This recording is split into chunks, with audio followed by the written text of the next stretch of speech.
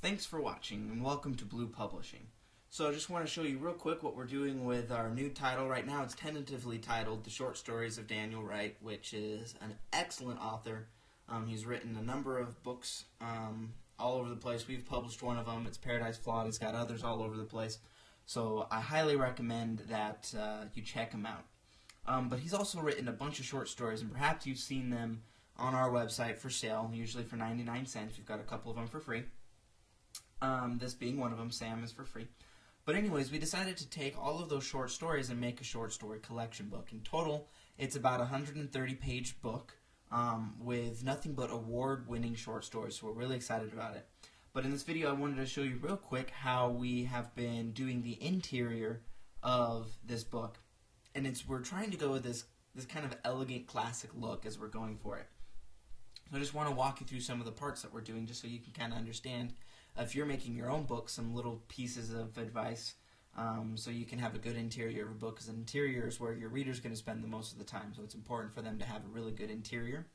And then also just to hopefully get you hyped up for the short story collection. And you can download Sam for free online at publishblue.com.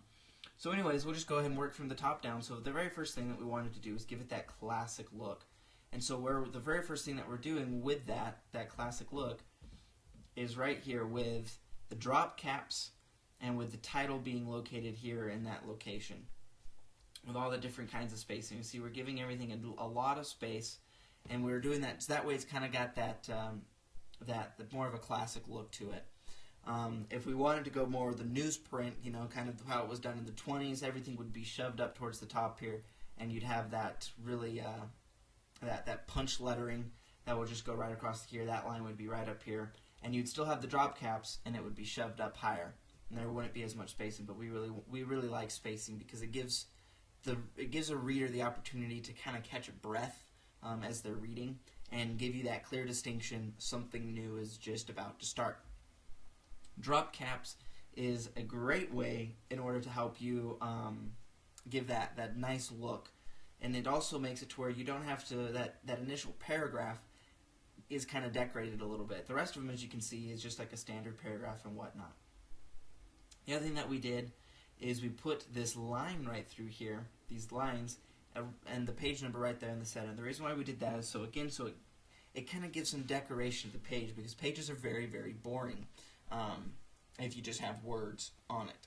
And so we wanted to give something for your eyes as a reader to look at to kind of break up the monotony of text. Our spacing that we do is 1.5, and that is standard for all of our books. We have found that 1.5 is the best spacing, so we're able to fit as many words as we can into a page, but at the same time we're not shoving words so close together that they're starting to blur together as you're reading, and they're not so far apart that it looks like you're reading an essay and you're kind of getting ripped off. The other thing that we did is right up here at the top, we made sure that the header stays away from the story. So we made it small, so that way it's very easy for the eyes to just glance right over. If they need the information, if they need to know where they're at, what book what short story they're reading, they can definitely look up at the header and it'll tell them. But for the most part, it's something that was very easy for your eyes to just go right by. But at the same time, again, we wanted to add some variety to the pages, and so we added these boxes over here just to go ahead and give some look and some variety to these pages. And when it's all in print, all of this will be in that gray color. It won't be in this brown. It'll actually be the very, very nice gray. It really gives off that great appearance for the reader. And then again, we alternate on our odds and even pages. That way, because it deals with your margins. So that way, you know, you're not having things shoved into the margin. So this is actually the outsides of the book. So just so you always know, your odd pages, you always have it to the right, and your even pages, you should always have it to the left. So just as a general rule of thumb for you to keep in mind. And overall, I mean, when you scroll through this, it looks really nice. We made sure other things that you look for is how often do you make paragraphs in a page. If you have a huge block of text without breaking it up, it looks really bad. So we make sure that we always break up the text, so again, the eyes have something to look at and it's not tiring to them. So if you're making your own book and you've got a page that is literally just one page of a block of text, find ways to break that block of text up into multiple paragraphs, so that way it looks more like this, where you've got these spacings and you've got these breaks, so that way the reader's eyes don't get very tired. So anyways, that is kind of how we did the interior of the short story collections for Daniel Lance Wright.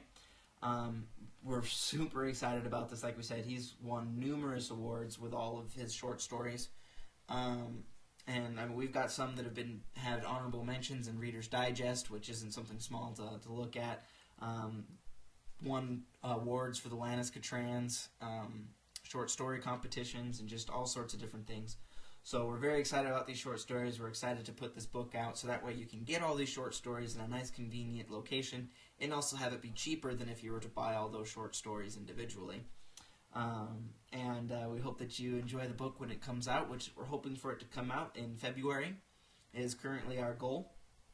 So if you have any questions, feel free to message us here on PublishedBlue.com, leave a comment in the blog, or leave a comment on this video, and we'll be more than happy to help you answer those questions.